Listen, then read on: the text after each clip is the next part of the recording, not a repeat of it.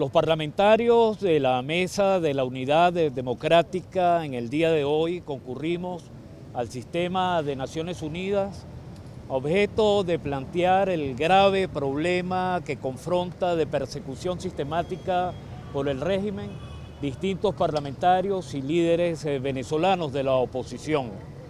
Ciertamente el caso del colega parlamentario Juan Carlos Caldera se inscribe en este cuadro intenso de persecución, de amedrentamiento que ya han experimentado otros líderes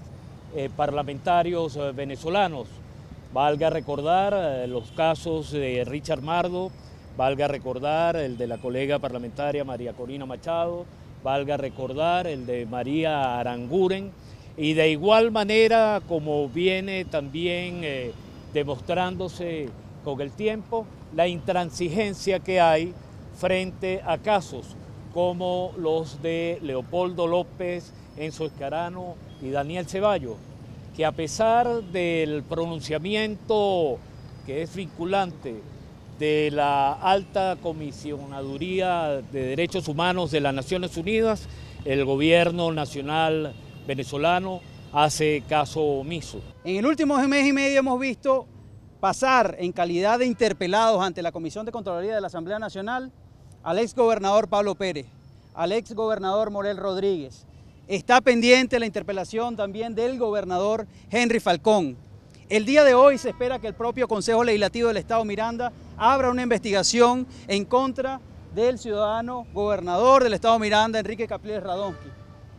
El propio alcalde Antonio Ledesma ha sido amenazado recurrentemente como terrorista y formar parte de unas bandas que quieren desestabilizar el país.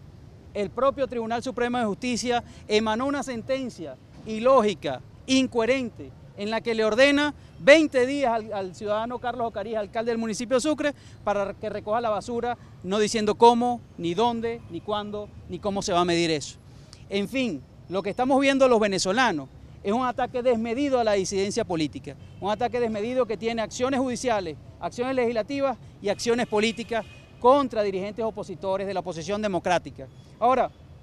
nuestra advertencia o nuestra preocupación va en dos direcciones. La preocupación de que sí, se están adelantando acciones en contra de dirigentes de la oposición, pero la preocupación mayor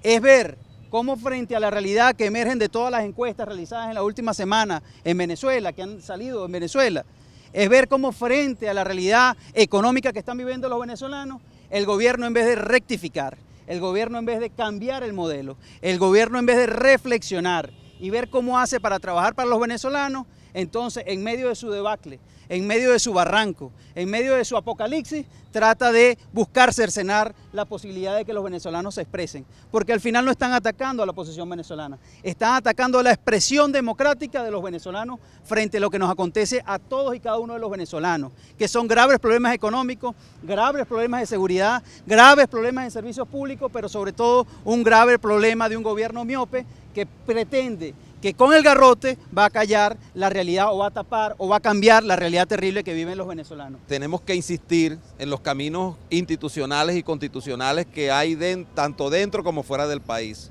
La ONU, Venezuela, el gobierno de Venezuela de ahora y de antes, y seguramente siempre será así, va a tener convenios con la ONU, con la OEA y con organismos internacionales que se convierten en leyes del país y que no son respetadas. Y aunque ellos insistan en los caminos al margen de la ley y de la Constitución, nosotros como parlamentarios tenemos que insistir en los caminos legales. Esta es una demostración de que quienes creemos en la Constitución, quienes creemos en la legalidad y en la democracia somos nosotros, porque frente a un gobierno que no acepta, no respeta ni siquiera decisiones como la que la ONU tomó, pero que además ayer fue ratificada por un alto funcionario de la ONU, pues nosotros tenemos que seguir este camino.